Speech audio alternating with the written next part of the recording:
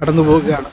പാലസ്തീനിലെ ക്രിസ്തു ജനിച്ച തിരുപ്പിറവി ദേവാലയത്തിൻ്റെ ഫ്രണ്ടിൽ സാധാരണ ഈ പ്രദേശങ്ങളിലാണ് ക്രിസ്മസ് ട്രീയും ഒപ്പം വലിയ മനോഹരമായിട്ടുള്ള പുൽക്കൂടും ജനോപലക്ഷങ്ങൾ തടിച്ചുകൂടുന്ന മാനേജർ സ്ക്വയറുമാണ് ഈ കാണുന്നത്.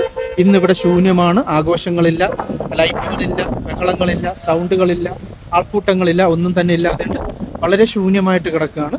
ഒപ്പം തന്നെ വേറൊരു പ്രത്യേകത എന്ന് പറയുന്നത് ഇവിടുത്തെ ഈ ഒരു പുൽക്കൂടിന് പകരം ഇവിടെ പ്രതീകാത്മകമായിട്ട് മുള്ളുവേലിയും അതിനോടൊപ്പം തന്നെ ബിൽഡിങ്ങിൻ്റെ പൊളിഞ്ഞ അവശിഷ്ടങ്ങളും ബ്രിക്സും ഒപ്പം തന്നെ മാലാഖയും മാതാവും ആ ഒരു രൂപങ്ങളുമെല്ലാം ഇവിടെ പ്രതീകാത്മകമായിട്ട് മൂടി വച്ചിരിക്കുകയാണ്.